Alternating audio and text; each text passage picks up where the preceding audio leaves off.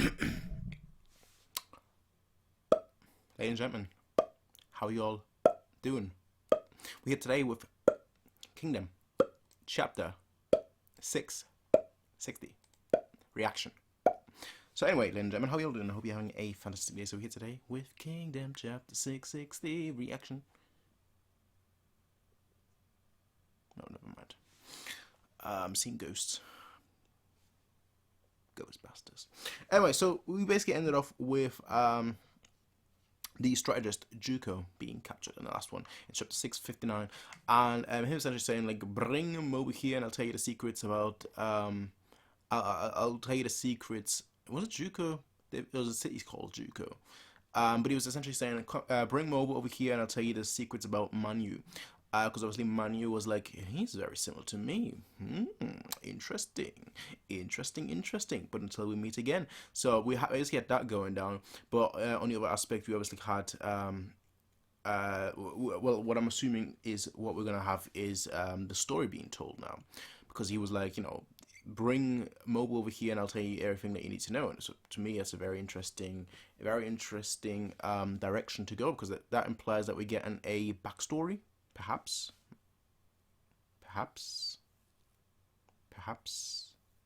My hair looks grey. Like, it actually looks grey on camera. I don't know.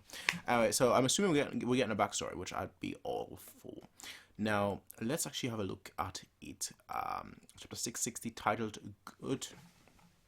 Good or Evil. There are plenty of stories, there are plenty of aspects in life where like a conflict of like good and evil is established, or a conflict of good and evil is discussed. So it seemed like Kingdom was actually not conquering, but like Kingdom was actually confronting that aspect too. Perhaps we'll see. As always, we'll be reading these on mangadex.org.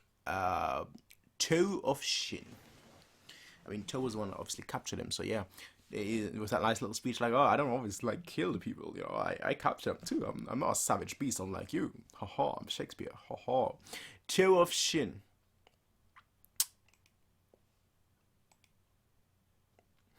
Earlier you said that we felt different from your other enemies. You are mistaken. We have nothing. We have lost everything. That's the difference. That is the difference, probably. That, like, instead of, like, you know, protecting your home to the nth degree, they're most like, we don't have anything. We're just fighting right now for the sake of fighting, for the joy of fighting, not because, you know, we want to protect or conquer something.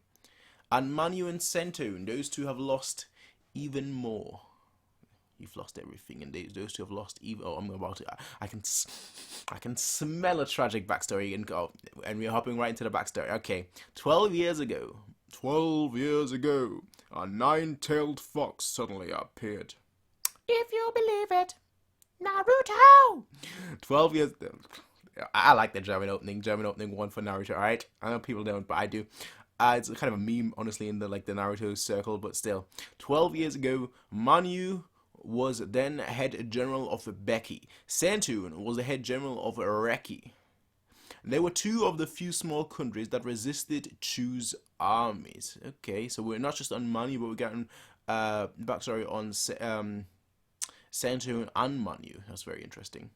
Of course, they were only able to withstand Chu's unrelenting aggression because Manu and Sentoon were there.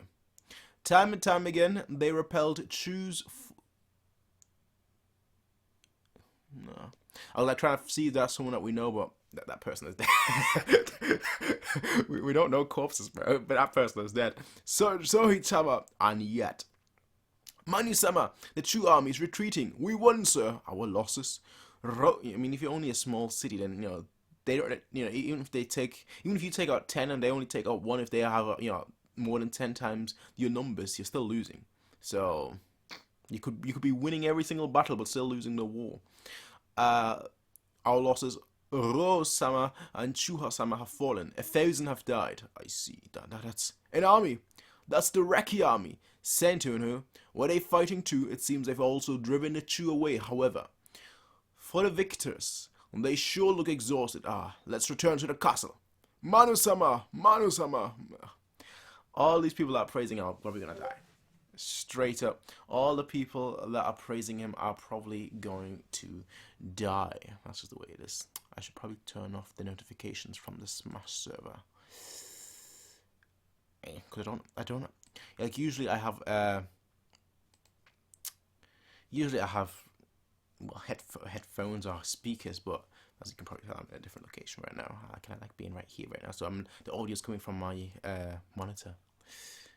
Manu-sama, Manu-sama, Manu-sama, good work out there, cough cough, Manu-sama. The people of Becky were just as worn out as Manu and his army, but Manu was their pillar. Because of him, and they kept going. Oh, well, they're about to all get wrecked. Manu-sama, I just turned...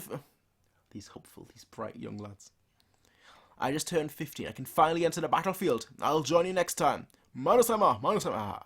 Counting on you, Sator. Haha. Sator, you're not even 14. What a banging line. What a lying bag of shit. I'm 15, though. This can't go on. Manu, Becky, and I can no longer keep fighting against Chu, King of Becky, Enko. He looks worn out, to be completely honest. He looks tired. He looks fed up. It is my belief that we will fall to them. O King, please reconsider. If this country falls to the Chu, except for the privileged few, our people will have everything taken from them. They're struggling already. Remember K. Remember K. Remember K. Half a year ago, they fell to Chu. Half of the citizens were enslaved. Half of them. Half of all these people. Ooh, half of all these people. That's something I, Manu, will never let happen. But the fact that he can say that to the king is kind of shows you his might, his worth. Not just like his physical prowess, but like the status that he enjoys and the respect that he also enjoys from the king. The king said, "There is no future for Becky if this keeps up. We have a plan. You are the elites. It won't be you that are being enslaved. We believe we can form a united front with Reki. A brave general by the name of Sentuin is there. If Manu-sama and Sentuin were to join forces, they could... Nonsense! Reki has been our worst enemy for many years." You see the present currently? We cannot ally. We cannot ally, even if it brings down Chu. However, alliance or not, I, Manu, will do whatever it takes to end Chu's tyranny. Therefore, in regards to surrendering to Chu, please reconsider, O King Manu. The gap between the military and the nobility was deepened. But for the sake of the people, Manu continued to fight. Characters like him I always really love, I have to say. Characters like him I always really love. They're some of my favorite characters. But one day, while Manu triumphant in a remote place, Becky opened its door and surrendered the city to Chu. Again, that's the difference between the elite and the soldiers that are fighting for the common folks. Yeah, they came home and Manu returned to nothing. The place he protected was no longer there. God damn it. I must be dreaming. Those are definitely Chu flags. Imagine that. You go out there all the time. Fight for your city. Fight for your country. Fight for your home. And while you're out there risking your life time and time again, they stab you in the back by opening the doors and letting the enemy in and surrendering. With no place to call home, Manu wandered Chu, fighting its armies. Even without a purpose, his strength was unmatched. For days and weeks, he kept on fighting. He looks dead. Until he came, like, emotionally dead. Until he came to a realization. The enemy's main force has retreated. It's our complete victory. Let's go. It was the corpse of the same young man from Becky.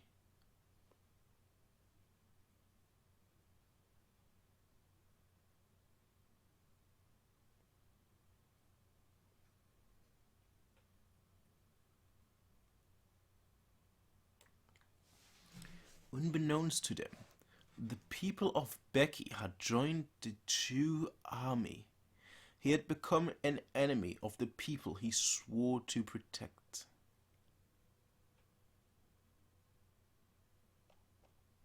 Damn.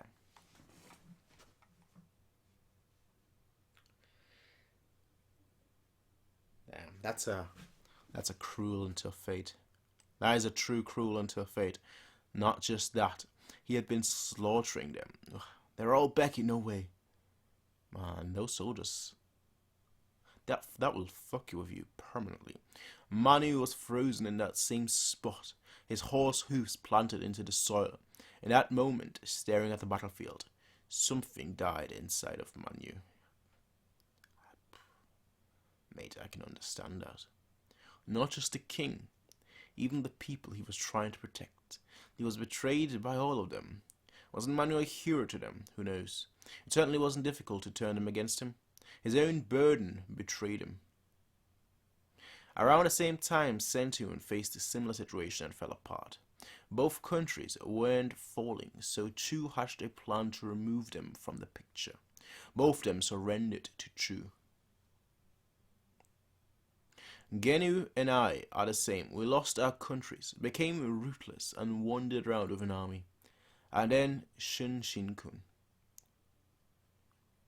He gave us 4 Juko Castle, and we made it our home base. Our hearts may have been broken, but we were still good at war. They thought we might be good for defending a key location, but there's no telling what we'd do if left unchecked.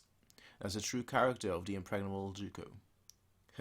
We want to handle him, don't be so that's because of the sudden change in Manu. Sudden change. I may not look like it, but I used to be a Confucian scholar who studied under Junshi. What? The cynicism of mankind, Junji. Indeed. Damn it, my mouse is flipping up. Work, damn it. Why is my mouse flipping up right now? There we go. Where were we? I may not look like what? The cynicism of mankind, Junji, indeed. Is man born into this world good or evil? I sought to answer the question of mankind's inherent nature, but I gave that life up. Mate, there is no correct answer for that, because mankind is a product of its environment, is what I believe, but I could be wrong as well, and I'm fully aware of that. But I gave that life up. I abandoned my studies to fight on the battlefield, because daydreaming at a desk became unbearable. My friend, I can understand you. In battle, victory and defeat is always at the expense of the helpless. And good and evil go hand in hand. A place where dividing things into those two categories is impossible and pointless. People are foolish. That's what I believe. I mean, I don't want to say he's right, just because, it's a typical trope of like, ooh, an anime or a manga character is talking, deep, talking philosophical. People are just like, oh yeah, man, he's absolutely right. But no, he makes a very strong point. And many scholars, many philosophers, many learned people have tried to explore these concepts. And at the end of the day, we've never really come to a clear answer. And I feel like that just shows you the nature of man. I think mankind is ruthless. I think mankind is evil, and I think mankind is good. I think mankind is grey. And we can be tipped at any point to one side or another. It's our upbringings. It is our culture, and it is our surroundings that turn us into the person that we are. Or our lack of surroundings that turn us into the person that we are. People are foolish. But people can also be swayed easily. I agree. What are you trying to say, Manu? I like how he's like, oh yeah, I agree. He's probably like, I don't understand what the fuck you're saying, bruv. Manu, in the void of loss, his heart was swallowed by the nothingness. I only feel great torment from him, and so I thought he'd wallow in that torment forever, but he suddenly changed. And apparently the one who caused that change was you, Mobu. Huh? What? Why Mobu? Because Mobu just probably reminds him of how he used to be, just, this wall, this iron wall. I'm not aware of the details, but there's no doubt Manu felt a part of him resonate with Mobu when they fought. Though he doesn't usually voice his inner thoughts out loud. Now that I think about it, in the midst of battle with Manu, Mobu-sama said something about carrying a burden. I see. Father is... Of course he's carrying a burden. He's leading this army, bro. If he fails, all the people die. It's really that simple, He for someone that's as smart as Moki, right? He's really, really stupid. But that's really shows, there is a difference between book smart and street smart, I guess. Huh? What the hell are you saying? You think Mobius carrying a heaven burden just like Manu? Oi. Indeed. If the heavens will it, you two will meet each other again in time. All that I want is for Manu to have something more than that tragedy. Something better than all these petty affairs of men. Keh. What the hell is this old man saying? I suppose you're right. I was being a little too scholarly, huh? Now then, behead me. I've said my piece. I trust you will see his tragedy to the end with your own eyes. Nah, come on, bro. Like, this guy's playing mind games, alright? Like, everything he said, I fully believe. I don't think he's made it all up. But, like, to say all that and then be like, you know what, no, I'm just an old man. Behead me. Woo. Have your fun.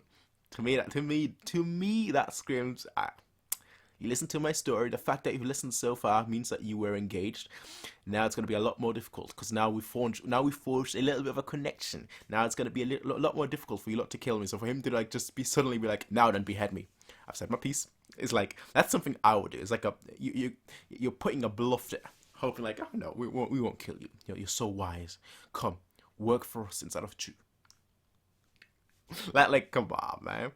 I don't think they're gonna kill him. I think Mobius going to retort in the next chapter and basically say something along the lines of,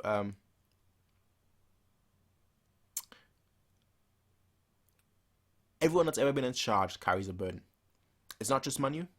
It is not just us. We all carry our own demons and we all carry our own obligations. We all move forward and we all lose. We all win and we all succeed and we all fail. At the end of the day, what matters is that he picks himself up. Even if he is broken, picks himself up. If I need to become that goal for him, for that fixation, that aim, that target, then so be it. But he's going to get back up. I hope Mobius says something like that, alright? But that was chapter 660. I'll see you all in chapter 661, ladies and gentlemen. He's not dying. I'm putting my foot down and saying that. I'm putting my foot down and saying that he is not dying, and that's a fact. How do you know that? Because the fact that he's like, oh, no, well, now then, you know where to strike, right here, behead me. To me, it's like, nah, come on. Now you're bluffing. Now you're playing poker, and you're playing mind games in a game that has no mind games. You're the scholar. You're the Confucian. You're the cynicist. You ain't gone. That's just the fact of life. So that's what I think. Anyway, ladies and gentlemen, I'll see you all for the next episode. Until then, have a nice day. Peace out, and as always, you all know.